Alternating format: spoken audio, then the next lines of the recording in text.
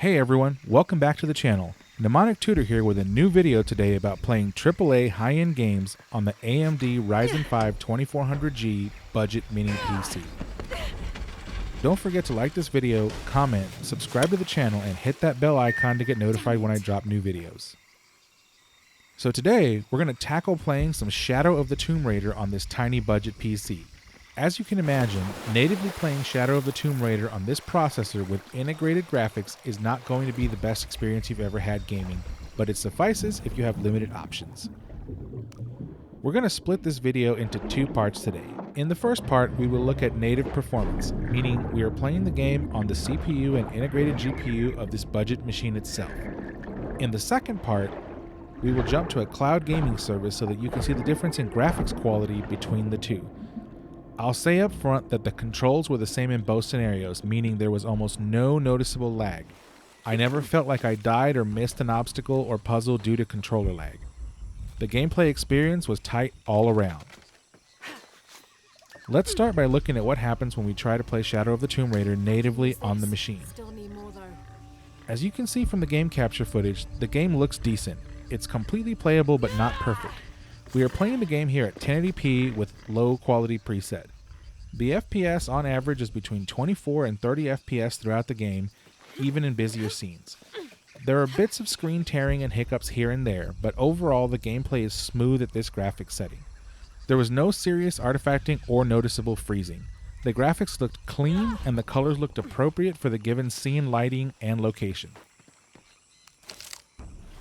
To be completely honest, I'm a little surprised that this game plays this well on an integrated GPU. I expect simpler games like esports titles and card games to play well, but Shadow of the Tomb Raider is no slouch, even though it's almost 2 years old at this point. The fact that it plays this well on a Ryzen 5 2400G processor, which is around 10% slower than the new Ryzen 5 3400G, makes me excited to see what the 4000 series variant will be able to do. If the mobile processors are any indication, we will be looking at a low-end gaming powerhouse in the 4000 Series G chips when they drop. We've already seen some promising leaked performance metrics from what should be an 8-core 16-thread Ryzen 4000 series APU, and if those are anywhere near accurate, our next build is going to be epic. So now let's pivot to some cloud gaming with NVIDIA GeForce Now. One thing I want to note here is the normal MSI Afterburner overlay I use to show performance does not work with NVIDIA GeForce Now. No idea why, it just doesn't do the overlay. That probably won't matter to people just wanting to play the game, but for those that want to see performance metrics while playing, GeForce Now does have the ability to display the information as you can see in the upper left-hand corner of the video. Admittedly, the text is tiny, but you can activate it by pressing Ctrl-Alt-F6. As you can see here, we are streaming a solid 60 frames per second down to our Ryzen 5 2400G budget gaming mini PC from the NVIDIA GeForce Now service. Some other stats of note are what the overall CPU usage is from the system we are using in the cloud.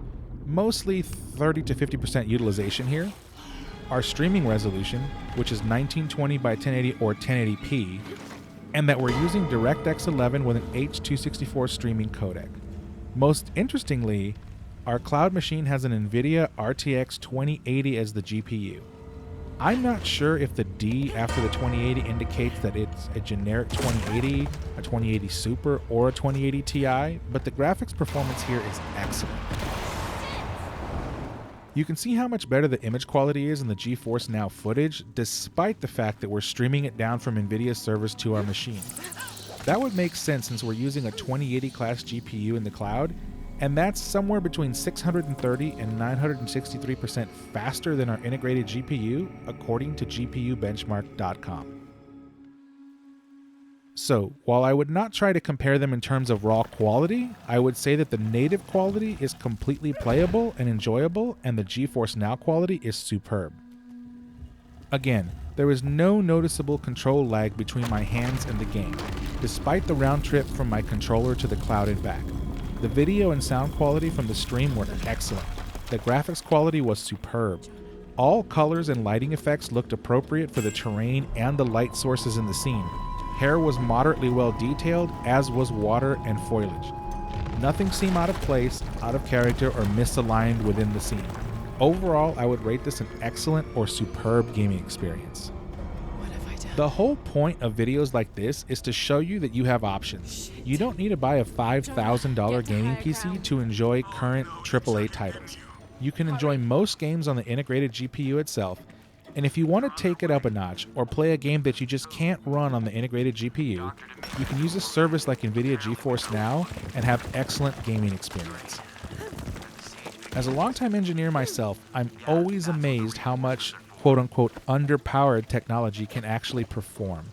This channel focuses on the budget aspect of technology, and often people just wave that off because they think it won't work. Well, I'm here to tell you that not only can you game on a budget, you can do it well. If you like content like this, please comment below letting me know what you think about budget gaming. Also, please subscribe to the channel and hit the bell icon to get notified when I post new videos.